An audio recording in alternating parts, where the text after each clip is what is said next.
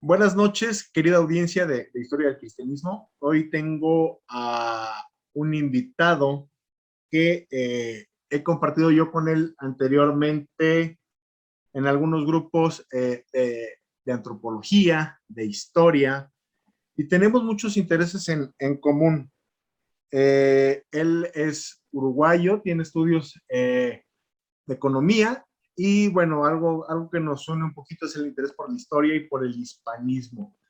Una de mis discusiones recurrentes con él siempre es en el sentido de nuestras cosmovisiones, ¿no? Porque él tiene una, yo tengo otra, y bueno, independientemente de las diferencias que tenemos, creo que tenemos una buena amistad.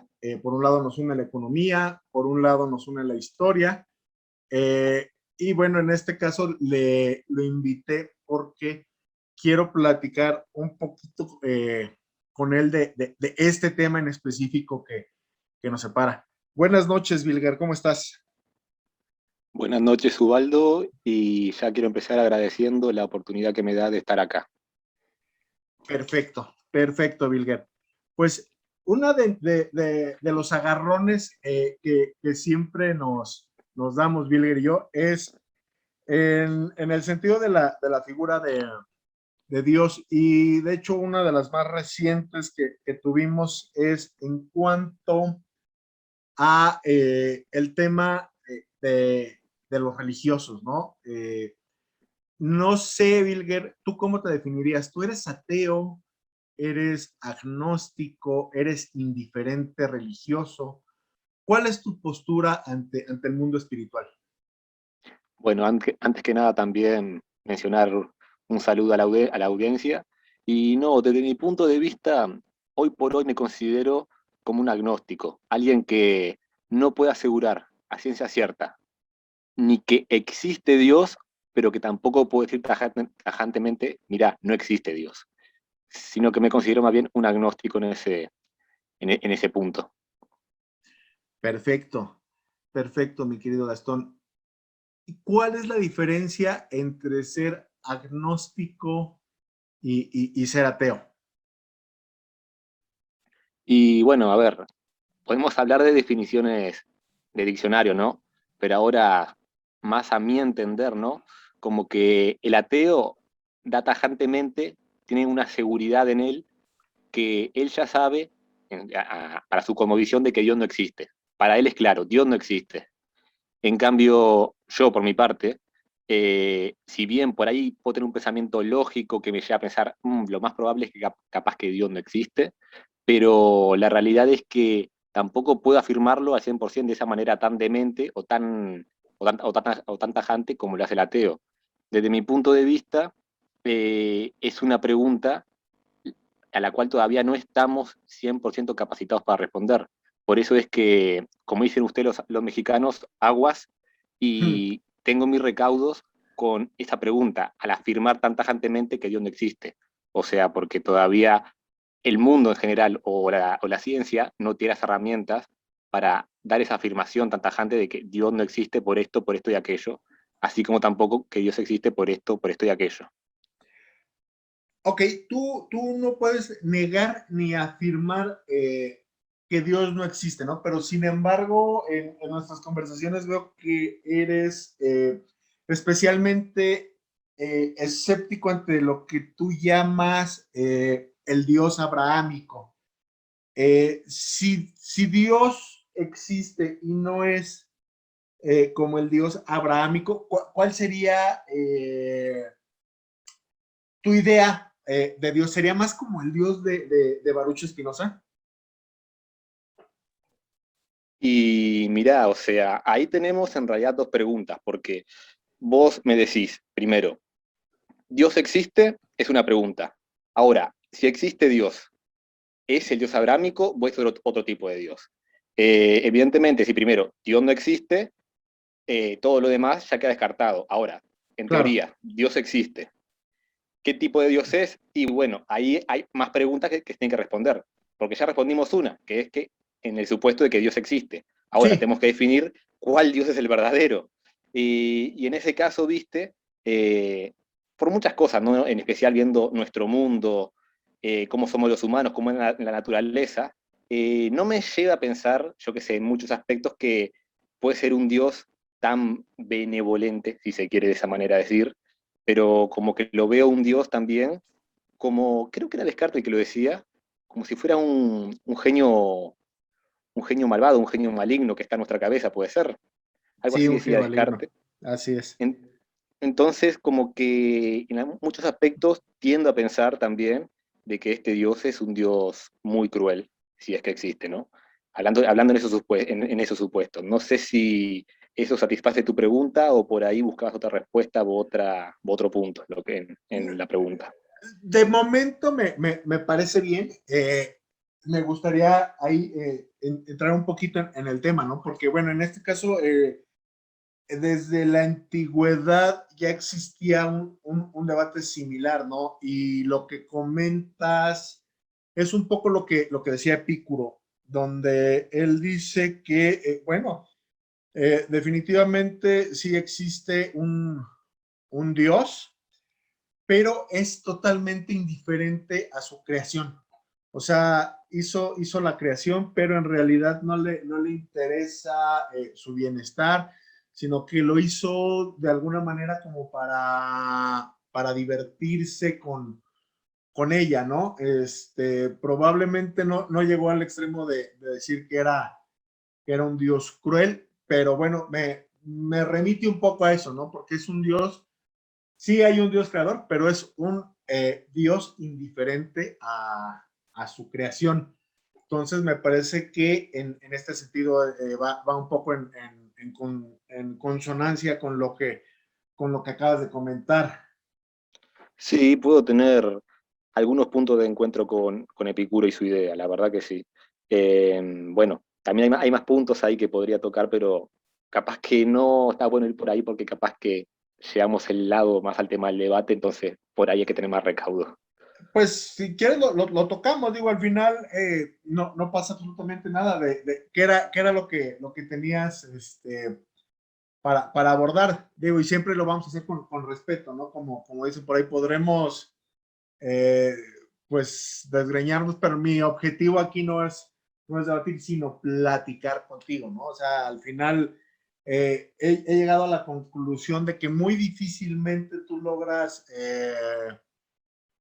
mediante estos ejercicios de debate cambiar la opinión de las personas. Y el objetivo de este podcast en este momento no es, ¿cómo te diré? Pues como tal generar polémica, ¿sí? O podemos hacer un debate muy puro en el sentido de la palabra, ¿no? O sea, debate que no sea madrearnos y agarrarnos del chongo, sino un intercambio de ideas y incluso de información de manera respetuosa, como estamos haciendo. Bueno, entonces planteo mi inquietud o... Perfecto. Sí, sí, sí, por favor.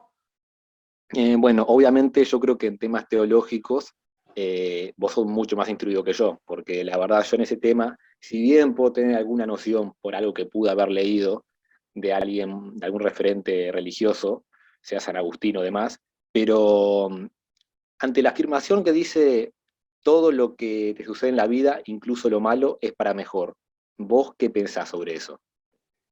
¿Tiene alguna Yo, connotación religiosa o simplemente es una frase hecha por, digamos, la jerga popular que no tiene algo teológico de fondo?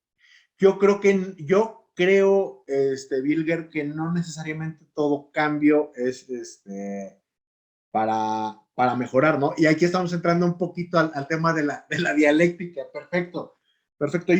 Esa es una creencia personal. No es desde un punto de vista teológico, pero yo creo que no necesariamente todo cambio significa una mejoría. ¿Por qué? Porque es algo que nos ha enseñado pues la misma historia, ¿no? Que hay cambios que de repente producen bien y hay cambios que de repente producen mal. Y ojo, aquí viene otro punto, ¿qué es un cambio bueno y qué es un cambio malo, ¿no? O sea, ¿qué es bien o qué es mal? A lo mejor si le quitamos el juicio y lo vemos los hechos tal cual, pues simplemente son cambios, ¿no? O sea, por ejemplo, hay algún cambio por un avance en la medicina, ¿ok? Entonces más vidas se salvan, o al revés, hay un avance en la ciencia, se crea la bomba atómica y mata cientos de miles de personas. ¿Eso es bueno o es malo? Bueno, pues si podemos analizarlo sin meterle juicio, ¿no? Entonces, pero yo creo que si, bueno, nos atrevemos a meter juicio, no necesariamente todo cambio es para bien. Bien, pero entonces en ese caso, eh, yendo más a algo micro, sino a algo individual que le puede pasar, por decirte algo, Ajá, una situación trágica. Un padre pierde a su hijo pequeño, no porque alguien lo mata, sino por una enfermedad. Entonces, ¿eso cómo lo atribuimos? ¿A algo del plan de Dios o algo externo? ¿Cómo se explica eso teológicamente? Porque ahí hay un cambio en el que, bueno, a ver, si bien, como te digo, por ahí muchas veces es relativo tirar las cosas de bueno o malo, pero en este caso creo que hay una seria inclinación porque hay un dolor de un padre por perder a su hijo pequeño, ¿no? En ese caso, entonces, ¿cómo lo definimos o cómo lo explicamos? pues mira, definitivamente, a ver, ok, poniéndonos en este sentido, eh, sí, definitivamente yo creo que es parte de un plan, sin duda alguna. Eh, pues para mí abarca un poco de las dos, ¿no? O sea, tiene cosas buenas y cosas malas. ¿Cuáles son las malas? Pues obviamente es una pérdida muy dolorosa. Es injusto que se haya perdido la vida de un niño, podría parecernos. Y bueno, como tal, pues es bastante doloroso.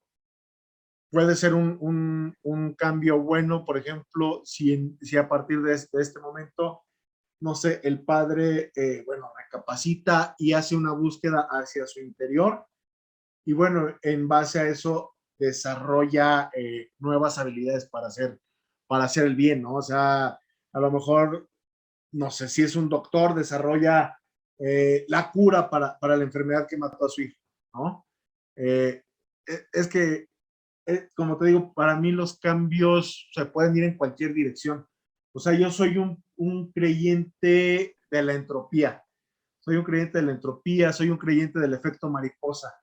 Entonces, como tal, no te puedo decir, pero sí creo que forma parte de un plan, todo lo que ocurre. Sin embargo, eh, también creo en el libre albedrío. Y no creas, es algo complicado porque pues al final es una paradoja. O sea, ¿cómo? Es todo parte, es un tema de predestinación, pero también hay libre albedrío. Sí es un poco complejo y es algo que sí, de repente me genera conflicto, ¿no? Bueno, o sea, en ese caso yo puse específicamente ese ejemplo porque toca justamente uno de los temas que hablamos recién de Epicuro, que yo tengo en consonancia con él. O sea, podríamos decir, bueno, en el caso de que, por ejemplo, sea el hijo de un médico que se haya muerto, capaz que lo motiva a realizar o a hacer una búsqueda para X enfermedad o esmerarse más para combatir ciertas patologías que pudo haber causado la muerte de su hijo y demás. Pero bueno, estamos hablando ahí en un supuesto de una persona X que le dimos un nombre y una profesión. Pero mi punto va de que, bueno, sabemos que no siempre pasa así. Posiblemente haya otros casos de padres que les pasa eso, pueden entrar en depresión, pueden aislarse, tener, digamos, un cuadro de donde se aíslen del mundo y en muchos casos hasta terminan suicidándose. Claro, Entonces, el tema, justamente con lo que decía de Epicuro, es que justamente visto desde una perspectiva más de afuera y como que tiende a parecer un juego bastante macabro, porque si es todo un parte de un plan y el Dios definió eso, que pasara eso con el hijo y que después el padre llegase, como te digo, a ese episodio de encerrarse, deprimirse y suicidarse, es como que un poco macabro ese plan, en ese caso específicamente. al menos a mi entender. Es donde te digo que también ahí entra el tema del libre albedrío, ¿no? O sea, porque todo el tiempo estamos tomando decisiones. Ante esa situación, bueno, pues el padre tiene dos opciones. O se tira a la depresión o se va hacia una búsqueda interior y saca lo mejor de sí. A lo mejor, como tú dices, no necesariamente es que sea doctor, pero a lo mejor desarrolla habilidades para hacer el bien a otros niños, por ejemplo, donde ve reflejado a su hijo, ¿no? Entonces, digo, ahí siempre yo creo que esas decisiones chiquitas en esos momentos críticos le dan la vuelta incluso al curso de la historia, Vilgar. Es algo que yo creo que es así. Y sí, obviamente entiendo el punto, ¿no? O sea, si es parte todo de un plan, bueno, pues suena bastante macabro, pero bueno, también del otro lado hay bastantes luces, ¿no? Todo es oscuridad en ese sentido, y yo creo que la luz y la oscuridad como tal se la da la decisión que los hombres hagan en ese sentido, a ese respecto. Es que justamente ese, digamos, ese tipo de cosas me hacen ruido porque uno tiende a pensar, ¿es un plan? Es decir, si es un plan, por definición, es algo que tiene que estar planeado. Entonces, si es algo que está planeado, eh, entonces no hay libre albedrío por parte del padre al momento de elegir. Porque como te digo, si es un plan, algo que está planeado, es algo que ya está pensado de antes que tiene que ser así. Entonces, eh, ¿hay libre albedrío de verdad o es un plan? Son, digamos, cosas que me hacen ruido al momento, digamos, de explorar estas posibilidades, porque, a ver, no es que lo esté pensando ahora porque estamos hablando de esto, ¿no? O sea, uno pensando solo en esas posibilidades, llega a esos entreveros lógicos de es un plan, hay libre albedrío, ¿qué libre albedrío? Que a lo mejor, como te digo, desde un punto de vista teológico, capaz que hay una explicación de libre albedrío que la justifica, o no sé, capaz que en ese tema vos podés instruirme más o tener una opinión diferente. Sí, no, estoy totalmente de acuerdo contigo. Definitivamente el argumento teológico que te da y alguien que habla muchísimo de predestinación y de libre albedrío, bueno, pues tú me comentaste, ¿no? Es el mismo San Agustín, ¿no? Y es la duda que siempre ha existido, ¿no? ¿Por qué Dios permite que exista el mal si Él es un Dios bueno, ¿no? De alguna manera va de la mano el cuestionamiento, el planteamiento que me haces con esa situación. Precisamente, bueno, teológicamente el libre albedrío pues es la libertad de elección que tenemos. Te estoy hablando desde un punto de vista cristiano, ¿no? Porque, bueno, el concepto de Dios es mucho más amplio, pero bueno, vamos a acotarlo ahorita al punto de vista cristiano y después me gustaría explorar otras posibilidades. Pero desde el punto de vista cristiano, hablando de San Agustín, ok, existe el tema del libre albedrío y de la predestinación. ¿Y qué pasa? Dios permite, no es que permita que exista el mal, es que le da libertad al hombre y el hombre en su libre elección puede escoger el mal.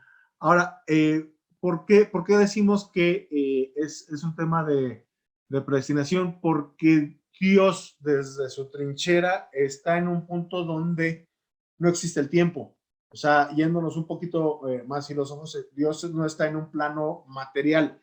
Y si no está en un plano material, bueno, pues no existe el tiempo como tal, porque la materia va ligada, perdón, el tiempo es contingente a la materia.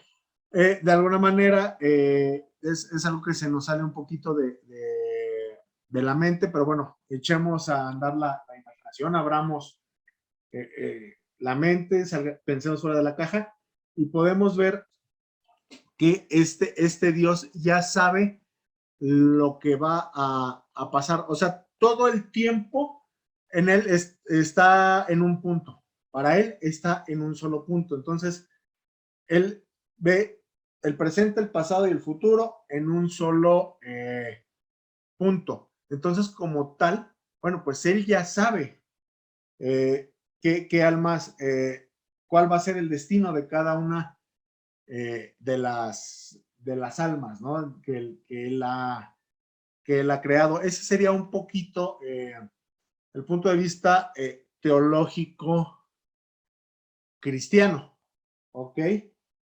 Ahora, si acotamos un poquito más, vamos a salirnos un poquito de la caja del Dios del cristianismo.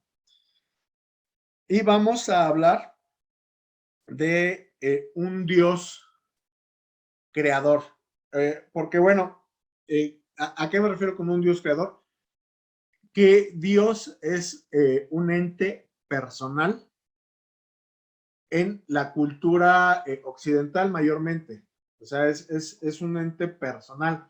¿Qué quiere decir esto? Que tiene una personalidad, que tiene una conciencia y que de alguna manera está separado de la creación. Sin embargo, hay otra visión de Dios donde no existe un Dios personal, sino que es un Dios más cósmico. No sé si me doy a entender, o sea, no existe como tal una figura de un viejito barbón que está rodeado de angelitos que le están tocando las arpas, ¿no? Digo, como tal tampoco es en el cristianismo, pero bueno, son formas de reducir el concepto para que lo entienda el grueso de la gente.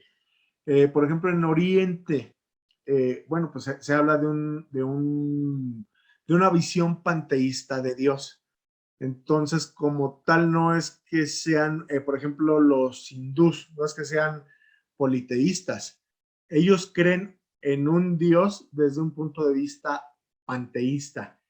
¿Y a qué voy con todo esto? Perdón, ya como que me salí, o sea, me salí un poquito de la caja.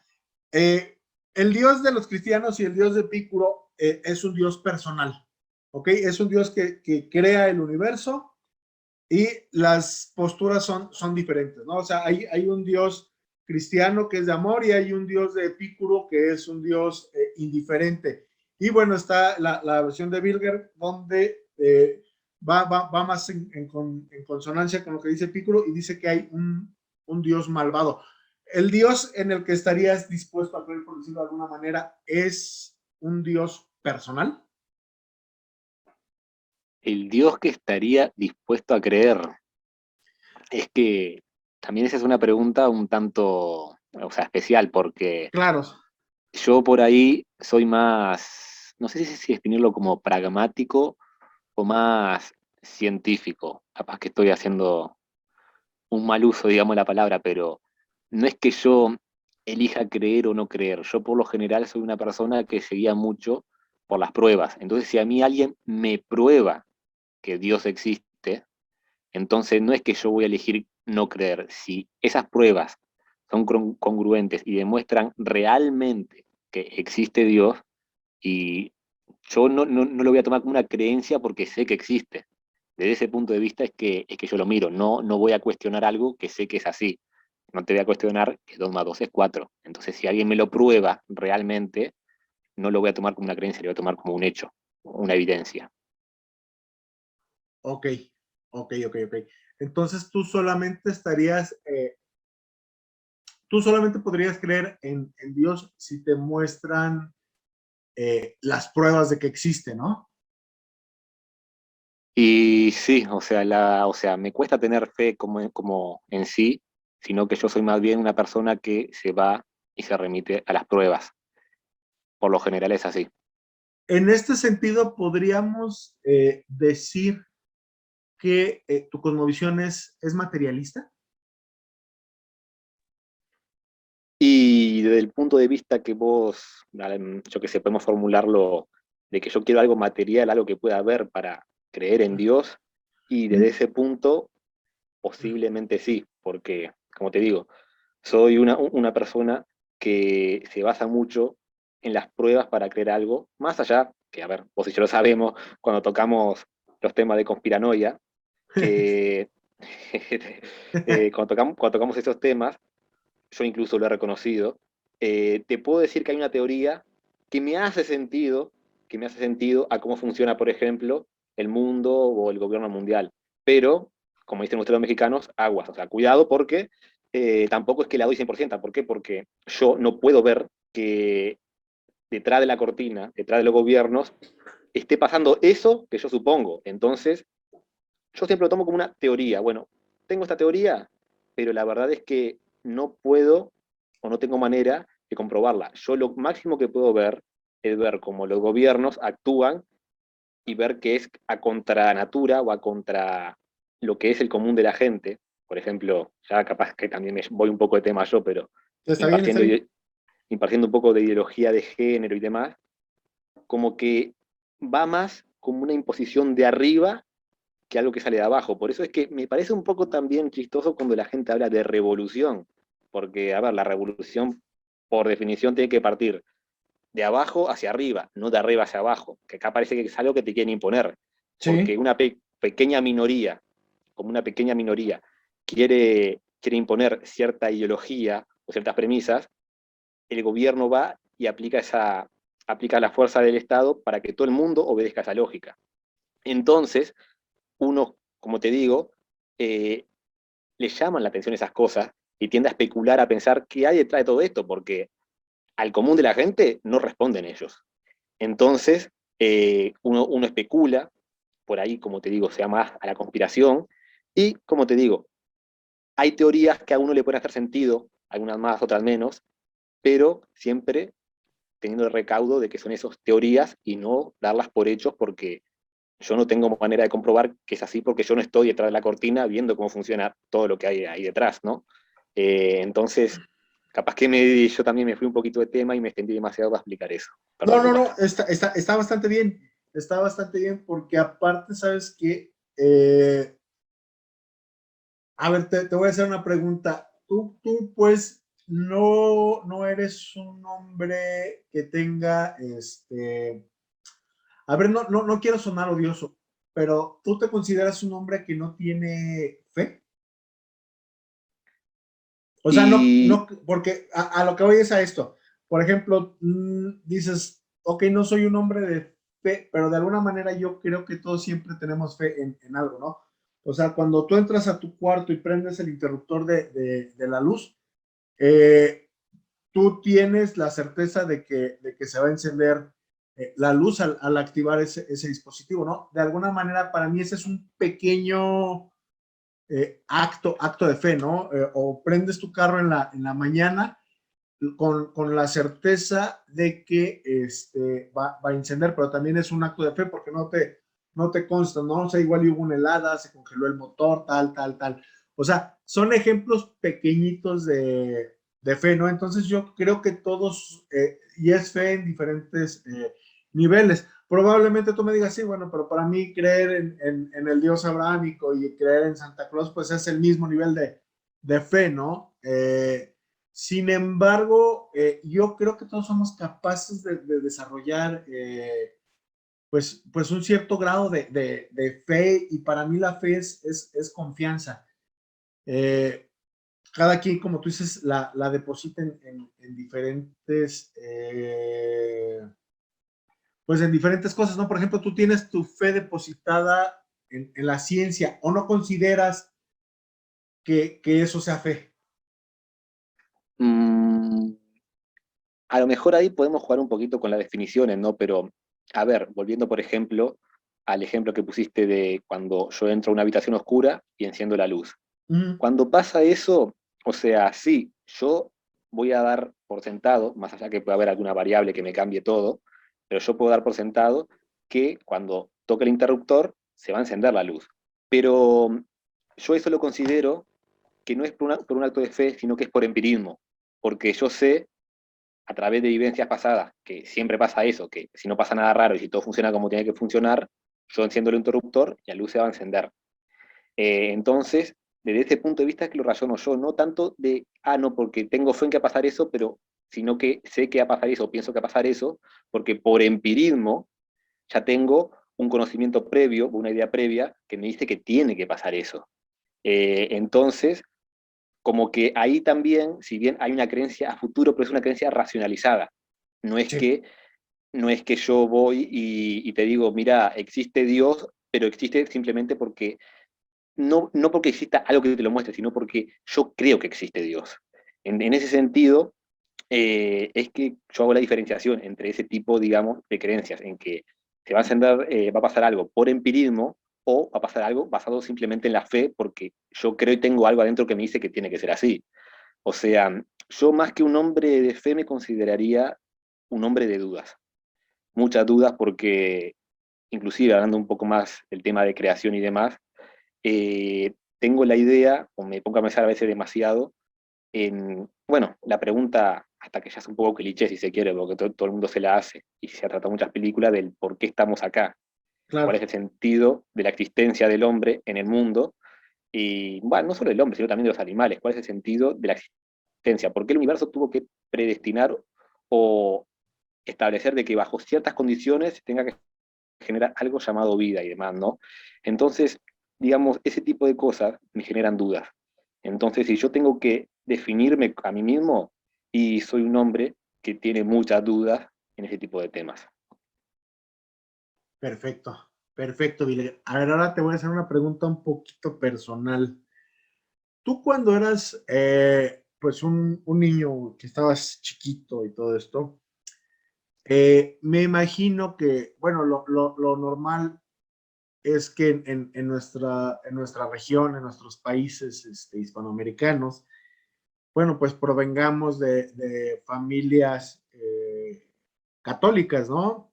Y si no católicas, cristianas o evangélicas, cuando menos.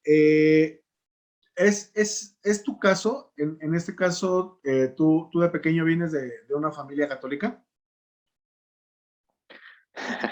Un lindo tema para hablar ese, porque, bueno, para empezar creo que hay que poner también a la audiencia en contexto de que Uruguay es el país más ateo de toda América, eh, más ateo que Canadá y que Estados Unidos. En ese sentido, la gente también es en general menos religiosa. Por ahí te puedo decir que mi abuela más que nada, mi abuelo no, mi abuela sí es una persona muy religiosa, que incluso va a misa y tiene hábitos, de hábito religioso, que Ok, bueno, a ver, yo también la he cuestionado a veces porque a veces las cosas en que basa su fe media extraña, pero para hacerla corta, ella sí es una persona de fe y que va a la iglesia. Mi madre no es una, o sea, ella dice creer, pero no es una persona religiosa. No va, nunca va a la iglesia, tampoco nunca reza, ni se persigna, ni nada. Y mi padre, yo creo que inclusive también es no quiero decir ateo porque él no es ateo, pero sí es una persona con ningún hábito religioso y que también tiene una visión, digamos, más extendida de Dios, como que tampoco es que da a Dios como una versión 100% cristiana, ¿no? Así que si tuviera que catalogar mi familia, para no hacerme más, para no irme más por las ramas, yo diría que es una familia, sí, como entre cristiana no practicante y agnóstica, en ese sentido, ¿no? correcto. Ok. Entonces, tú nunca tuviste una figura, digo, independientemente de tu abuela o alguien que te inculcara, pues, esa fe, ¿no? No, o sea, bueno, mi abuela tampoco es que, digamos, se metía mucho en la crianza de los nietos, ¿no? Porque por lo general daba bien ese trabajo a sus hijos y hijas, pero así alguien que vos dijeras que me instruya en la fe o que me meta en temas eclesiásticos, o al menos en la creencia, no. Sin Y, embargo, bueno, que no sé si esa va a ser una pregunta que vas a hacer ahora más adelante, yo de joven o de más chico, porque bueno, tampoco es que sea tan viejo, de más chico sí tenía una como visión creyente. ok, o sea, a lo mejor no necesariamente creías que Jesús era el Mesías y el Hijo de Dios y tal, pero sí creías que existía un Dios creador, ¿no? Sí, o sea, si querés, no sé, porque tampoco te quiero arruinar el cronograma, ¿no? O sea, puedo darte una explicación No, detallada de no, lo que creía y por de lo que favor, no. no, no arruinas nada, o sea, adelante, por favor. No, o sea, porque también, yo qué sé, te pasa la historia de cómo pasé, bueno, de eso a lo que soy, ¿no? O sea, Está uno bien. cuando es chico, o sea, o al menos yo me analizo así, bueno, tiene esa sensación o, o ese miedo, como quien dice, a que después de la muerte no haya nada. Entonces, por ahí esa creencia a mí me da más seguridad de joven, ¿no? De niño. Sí. Eh, entonces, digamos, como que a medida que fui creciendo, esa creencia se fue cada vez desligando más de mí, ¿no? O sea, hoy en día incluso te puedo decir, si cuando chico o de niño yo me preguntaba qué hay después de la muerte, o si hay un infierno, si hay un cielo o si no hay nada, hoy te puedo decir que me da igual lo que haya. Si tiene que haber algo, lo habrá. Si no tiene que haber nada, no lo habrá. O sea, como que al despegarme de esa idea también, como que también se fue mi mayor sentido religioso, ¿no? O sea, porque yo le atribuyo más que nada a un miedo, una inquietud de joven, de niño, que a algo real, digamos, como que yo tuviese algo de fe real, o sea, sino que lo que me movía ahí era más el miedo a lo que hay después. En el hoy por hoy, en el ahora, al darme igual, me parece que desterré ese sentimiento y como te digo, al darme igual, como que me siento en la libertad de poder juzgar las cosas como son o como me parecen a mí, más que como son, tampoco quiero ser el dueño de la verdad, pero desde ese punto de vista es que tengo ahora la visión agnóstica con la cual intento ser lo más racional posible. A ver si logro entender un poquito, pues, lo que estás diciendo. Voy a tratar de ponerlo en palabras muy, muy sencillas. Al no pertenecer a ningún club, nadie te puede chantajear, ¿no? Y tienes libertad de pensar como tú quieras. ¿Es un poquito de eso Mm, más o menos?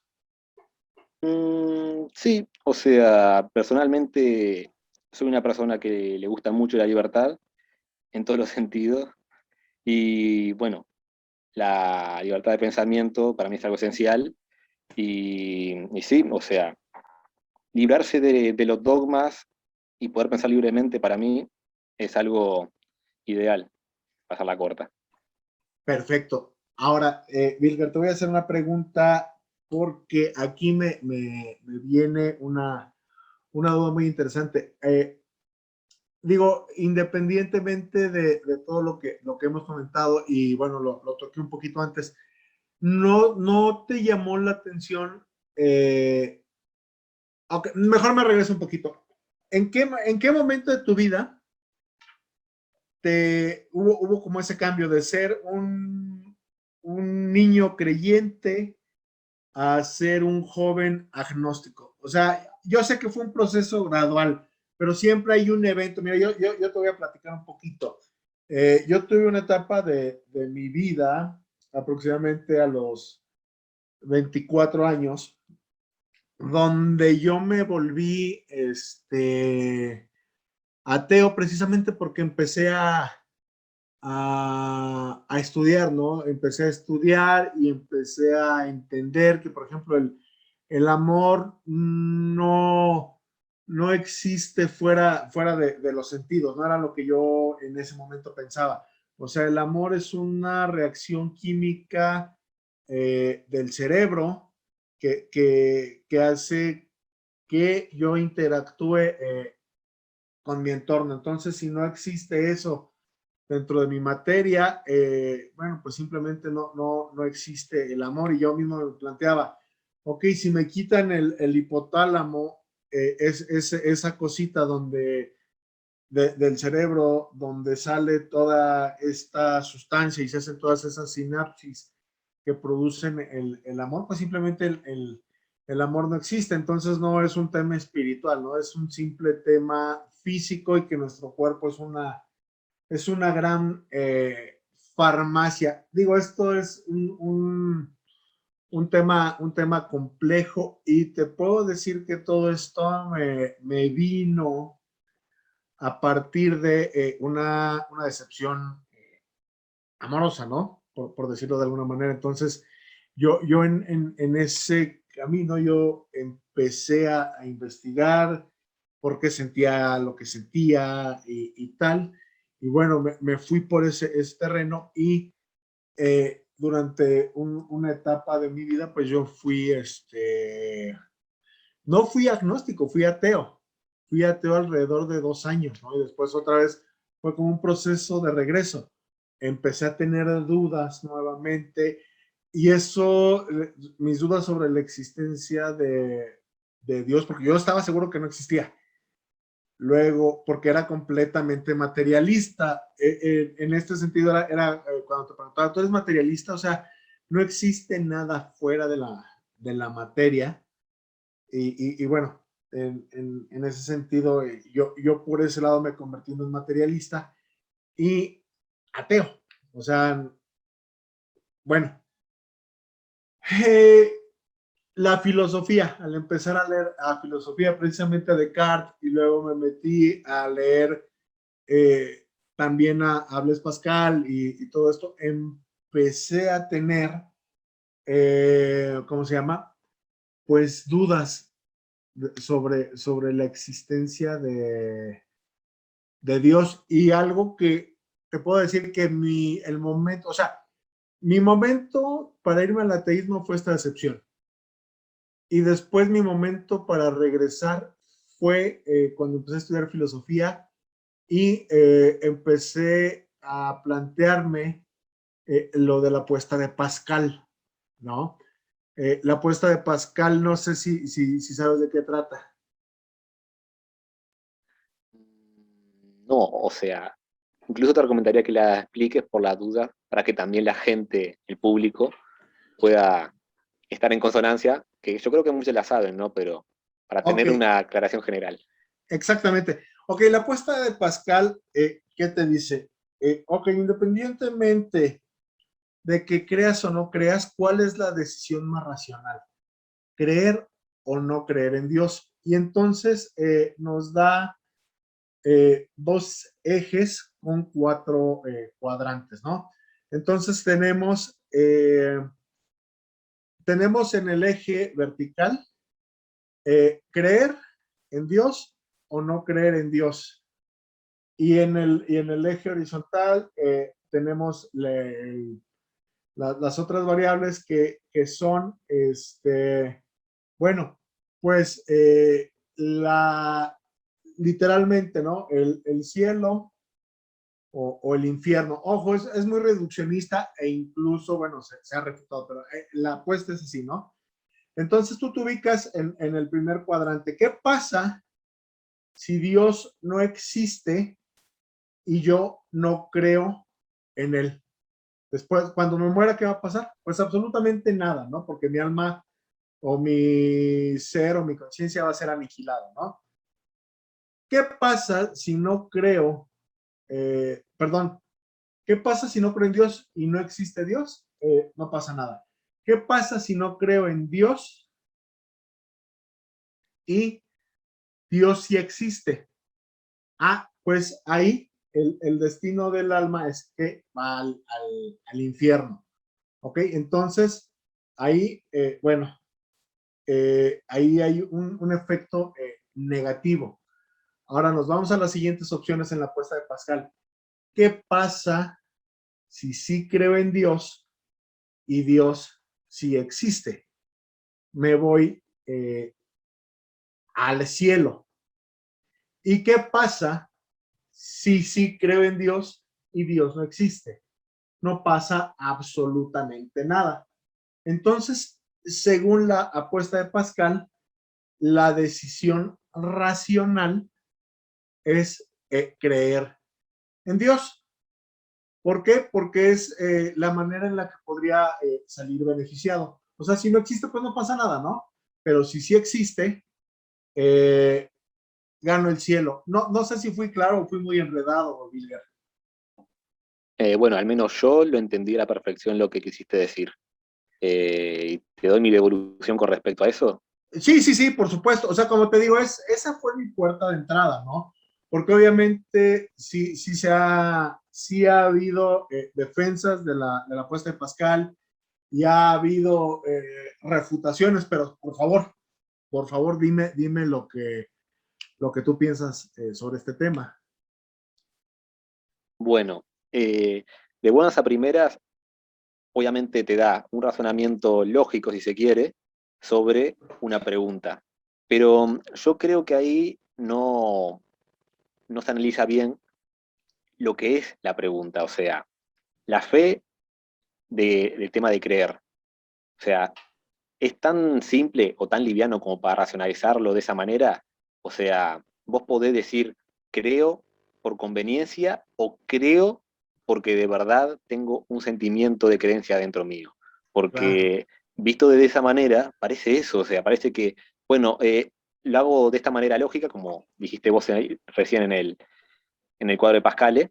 eh, pero no es o sea, no es una creencia real, o sea, no es una fe real, sino que parece como algo forzado, porque vos no estás creyendo porque vos crees.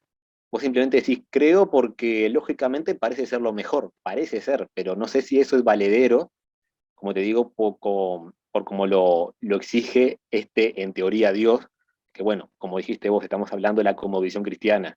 No sé si Sí. eso es valedero de esa manera como para que una persona te crea por descarte, como quien dice, o por un proceso lógico que no va enganchado o sustentado por pruebas que den la existencia real de ese Dios. No sé Sí, si no, me da a entender. sí, sí, sí, totalmente. Y bueno, de hecho, si te pones a pensar eh, un poquito, tú que tienes estudios de economía, bueno, esto es una incipiente teoría de juegos. De hecho, John Nash, el que desarrolló todo el tema de la teoría de juegos, tomó como base esta apuesta de Pascal, ¿no? En este sentido. Y bueno, nada más esto es como una nota a pie, ¿no? Y por otro lado, lo que comentas es completamente cierto, ¿no? Porque la misma palabra o en la Biblia, en la carta de Santiago, dice que la fe sin obras está muerta, que es tal cual tú lo dices, ¿no? O sea, hasta los demonios creen, dice ese pasaje. Aquí no voy a exponer la Biblia, simplemente es tratar de conectar esto que tú dices y que es completamente cierto, ¿no? Que va en concordancia. O sea, ¿realmente es una fe verdadera o es simplemente una conveniencia? Y si no es una fe verdadera, pues no se va a reflejar en tu vida cotidiana, ¿no? Que al final es lo que un poco se busca, ¿no? Por otro lado, como te comentaba, esto de la apuesta de Pascal fue como la puerta de entrada, ¿no? Porque una vez que vi eso, bueno, me hice incluso yo el planteamiento, ok, esto es desde la cosmovisión cristiana.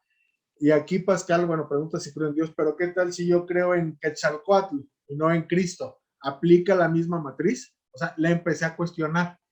Y entonces, pero ya estaba plantado el germen de regreso, ¿no? Porque ahí, bueno, me fui a las 5 vías de Santo Tomás, me fui incluso al ver que Santo Tomás toma esto de la filosofía clásica de Aristóteles, bueno, pues regreso un poco a Aristóteles y tal, y bueno, fue un largo camino, pero más que nada lo que yo quería era como preguntarte cuáles fueron los momentos que marcaron tu camino, ¿no? De ser un niño creyente a ser un joven agnóstico. ¿Qué evento fue el que te puso en la ruta de ser agnóstico?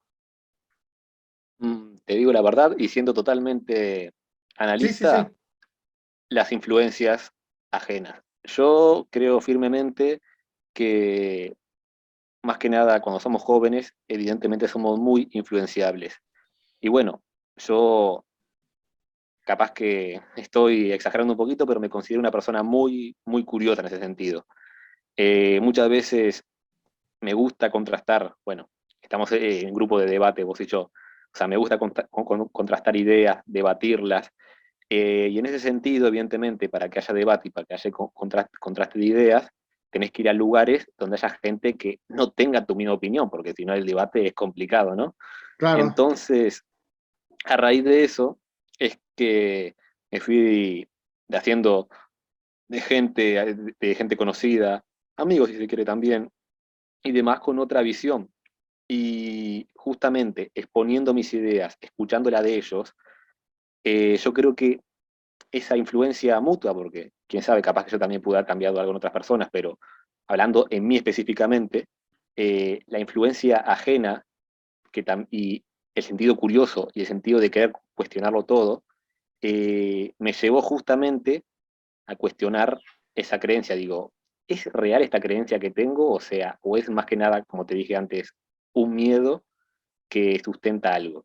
Entonces, como te digo, o sea, fui conociendo a más gente, que me hizo conocer a más pensadores, que me hizo leer otras cosas, nuevas ideas respecto justamente a lo que es el mundo, a lo que es Dios, y a través de esas influencias externas es que yo creo que desemboqué en lo que soy, que me ayudaron, digamos, bueno, además de un análisis propio, ¿no? Porque uno también no se puede dejar llevar por todo lo que dicen los demás, ¿no? Uno también tiene que hacer autocrítica, mirar para adentro y ver cuáles son sus certezas y uno mismo analizarse y sacar sus propias conclusiones más allá de lo que puedan decir los demás.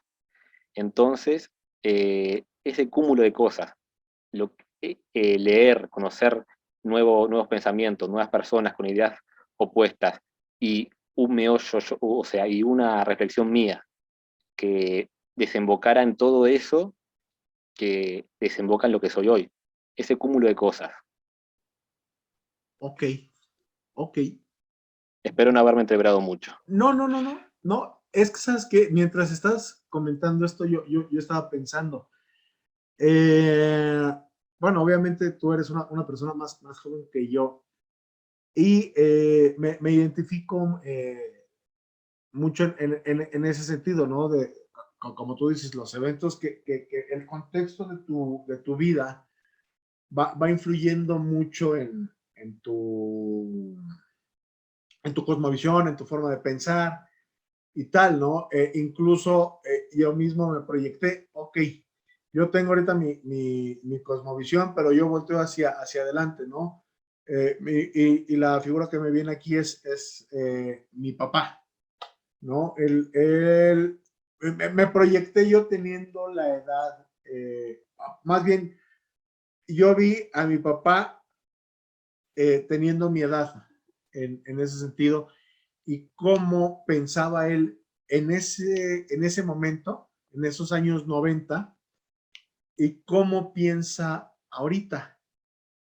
Y algo que me viene un poquito a la mente es, de alguna manera, yo creo o creía hasta hace un momento que tú estabas hablando, que yo de alguna manera ya era un vaso lleno, que ya estaba como completo, pero ahora que lo veo, y me gustó mucho lo que dijiste el otro día, los seres humanos, en otro contexto totalmente, los seres humanos no somos lineales, ¿no? En ese sentido, no somos para nada lineales, y el camino que estamos caminando, pues nos va a llevar por muchos derroteros, entonces yo mismo no sé si el día de mañana voy a seguir creyendo lo mismo. A mí me gustaría seguirlo haciendo. Sin embargo, también algo que yo tengo bien claro es que no voy a renunciar a mi libertad de conciencia, ¿no? Porque de alguna manera la cosmovisión que tengo, sí fui inculcado en ciertos valores, pero sin embargo, bueno, yo tuve dudas, la dejé y regresé, pero de manera, de alguna manera voluntaria. No de alguna manera, sino voluntaria. Y mi pregunta es, cuando yo tenga 25 años más, 30 años más, bueno, para empezar, seguiré vivo, pero si sigo vivo, seguiré creyendo lo mismo que creo ahora. No tengo una certeza de eso, ¿no? O sea, en un sentido romántico me encantaría decirte que sí, ¿no? Pero no lo sé. No sé si tú te has planteado esto mismo en algún momento de tu vida. Mirá, te puedo decir perfectamente que estoy totalmente de acuerdo con vos en que hoy te puedo decir, mirá, pienso esto basado en esto, pero de aquí a 25 años, mirá, no sé qué podrá pasar. Es decir, incluso, bueno, por ahí uno puede decir, ah, claro, es la etapa de la juventud, es la etapa de más cambios, de más rebeldía, pero evidentemente yo en el pasado, más allá de temas de religiosos y demás, tuve visiones, tanto políticamente como económicamente, muy distintas a las que tengo yo ahora. Entonces, más allá de que muchas de esas creencias o muchas de esas ideas, mejor dicho, más que creencias, ideas, yo las tenía antes y ahora las cambié, y se puede, yo que sé, argumentar que era porque era joven y no me había definido aún, pero no lo sé, no lo sé si en 25 años voy a estar pensando exactamente lo mismo que ahora, porque justamente estamos hablando de que somos seres que nos influenciamos, y más creo yo que si sos curioso y siempre estás mirando, escuchando otras opiniones, siempre explorando un poco más allá de lo que ya sabes, es complicado asegurar que con una seguridad casi de Dios, exagerando un poco, porque yo sé que para los teólogos hablar de Dios son palabras mayores, pero asegurar de esa manera tan tajante, mirá, yo estoy seguro que de aquí a 25 años o 20 años voy a creer exactamente lo mismo, y no sé, porque incluso yo también me hago autocuestiones, porque yo sé que es muy difícil analizar algo sin un sesgo. Entonces yo no sé si justamente ahora, con esta como visión que tengo, con esta idea que tengo, capaz que tengo también algún sesgo. No lo descarto ni lo niego, pero, pero para compensar un poco esa, esa duda o incluso esa falencia que puedo tener, digo, yo hoy pienso esto y me concentro en el presente. Ahora, a futuro, lo que puede pasar, y más en un periodo tan largo como pueden ser 25 años, y no lo sé, no lo sé. Y siendo una persona tan curiosa como me considero yo, no me atrevería a afirmar tan tajantemente que voy a creer exactamente lo mismo dentro de 25 años que lo que...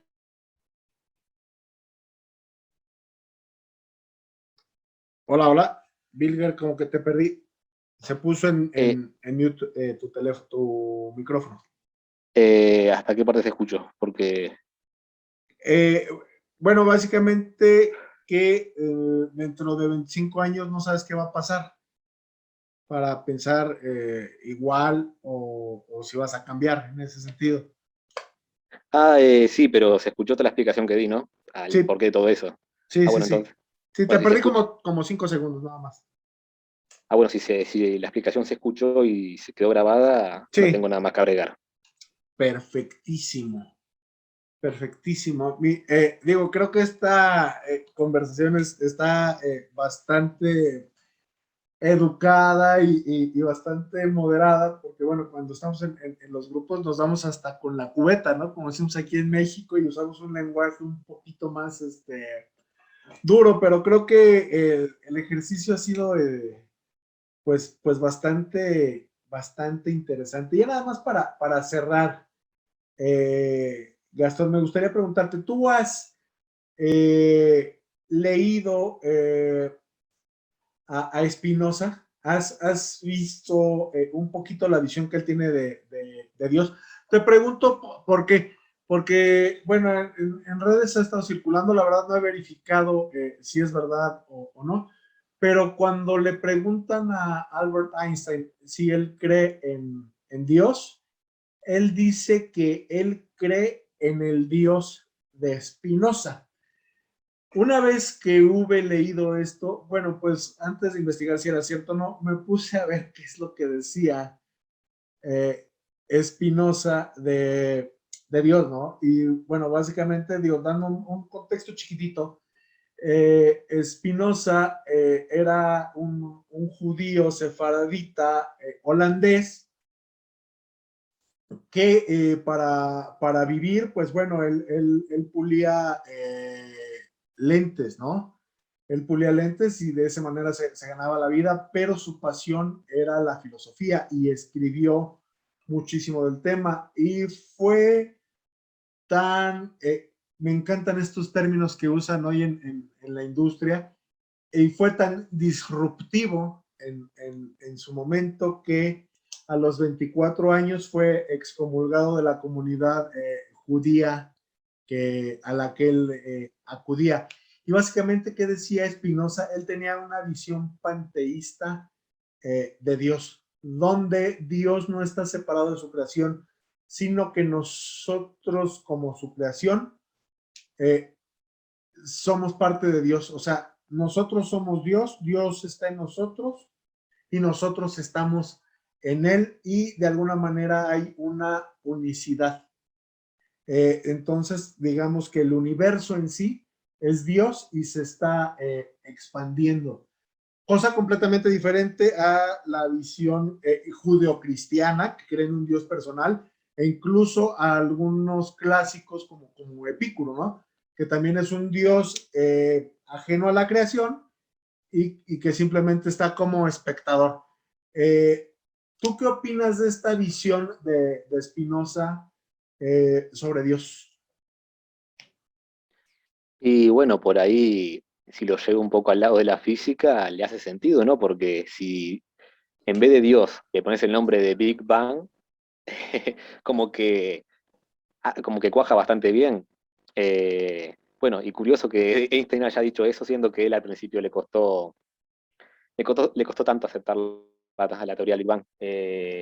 Pero, pero desde un punto de vista así racionalizado, guiado por la física, si hablamos de manera metafórica, y sí, yo qué sé, o sea, todos somos parte de una mínima partícula que en teoría explotó y creó todo lo que hay ahora, o sea, y todo lo que estaba dentro de esa partícula es lo que hay ahora en el universo. Tanto yo como vos, la silla que tengo acá en mi cuarto, el micrófono que estoy hablando, la computadora con la que estoy hablando con vos, todo eso en teoría estuvo ahí acumulado.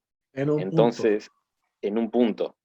Entonces, en teoría, porque está bueno recalcar que es una teoría, porque si bien es la más aceptada, aún no tenemos forma de comprobar o de ver el Big Bang, porque no, ir a un evento pasado es complicado de momento. Sí, Pero, sí, te escucho, perdón. pero en ese sentido, eh, visto de una manera metafórica, yo creo que puede ser utilizado. Ahora, si lo tomo más literal, como que, yo qué sé, por decirte algo, que todos tenemos un pedazo de el Dios creador adentro nuestro, de un ser inteligente que creó todo, o Es que, mejor, perdón que te interrumpa, pero es sí, que sí, sí, tal cual eso es lo que no es. O sea, esa es la diferencia de la cosmovisión. Para los, para Spinoza no hay como tal un Dios creador. O sea, el Dios no está separado de lo que sería, es que sería incluso ocioso llamarle creación, pero para englobarlo de alguna manera, Dios es la creación, ¿sí me explico?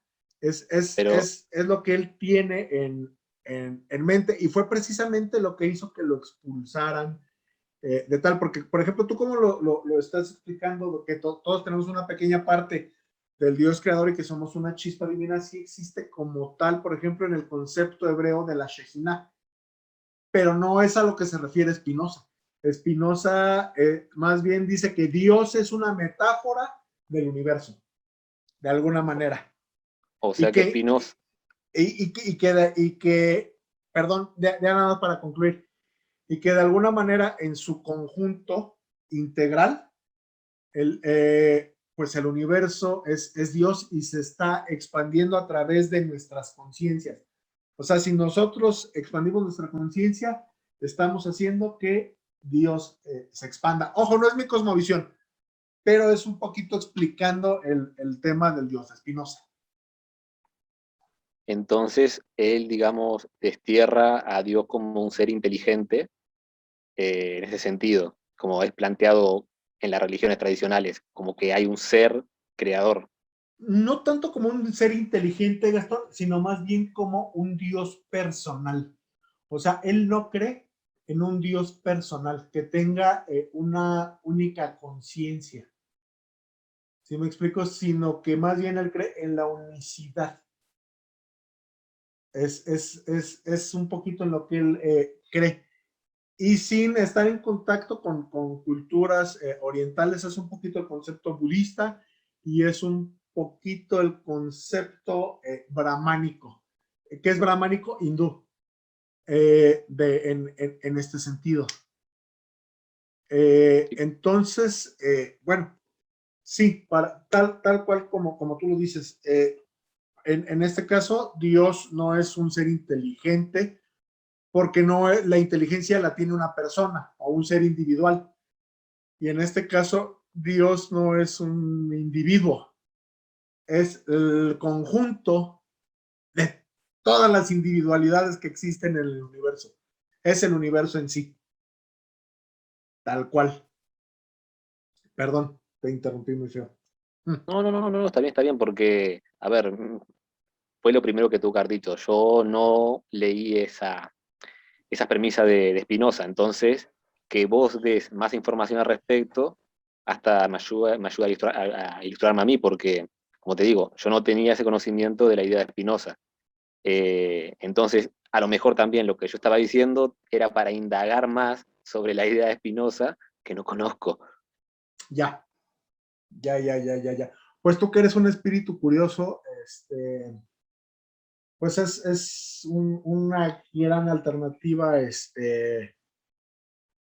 filosófica, ¿no? Porque en sí, esa fue la razón por la cual fue excomulgado de la sinagoga en Holanda,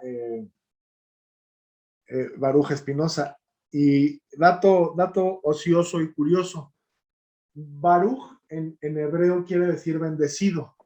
El nombre latino de Baruch es Benedictus Spinoza o Benedicto Spinoza, y fue pues un gran filósofo. Y algunos lo llegan a comparar por su intelecto, bueno, hay dos grandes benedictos intelectuales y contrapuestos, ¿no? Que en este caso sería Benedicto Spinoza, y por otro lado, Benedicto XVI, porque profundizaron mucho en el tema de Dios filosóficamente desde dos trincheras que parecen irreconciliables, ¿no? Benedicto XVI y Benedicto Spinoza.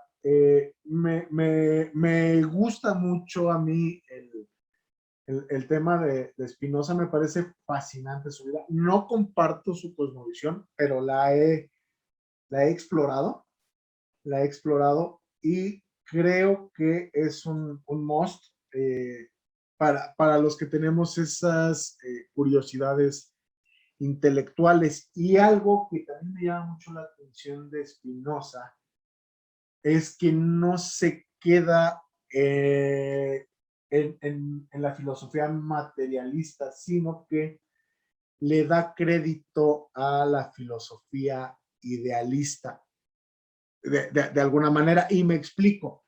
La filosofía materialista es, a qué comentábamos, ¿no? El amor es simplemente un proceso químico que existe en el cerebro. O sea, son drogas en una máquina, ¿no?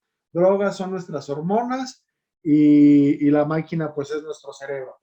Tal cual, si quitas algo de eso, no existe. Spinoza sí cree que un sentimiento como el amor existe en sí mismo, fuera del ámbito material, y dice que esto es porque nuestros sentidos no alcanzan a percibir toda la realidad del universo, ¿no? Y te pone como ejemplo que no alcanzamos a percibir con nuestros simples sentidos todos los colores.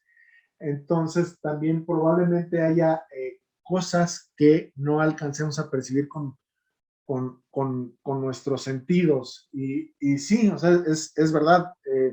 Los microbios, por ejemplo, hasta que se desarrolló el microscopio, probablemente llegue un punto donde lo lleguemos a descubrir, pero todavía estamos muy lejos.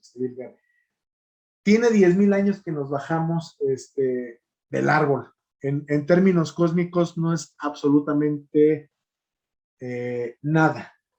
No es absolutamente nada para la inmensidad de conocimiento que podríamos conocer, ¿no? Entonces, un approach a la verdad por medio de los alcances científicos que tenemos se me hace complicado.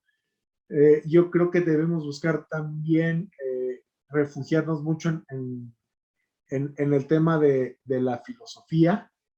Y bueno, en mi caso yo también tengo un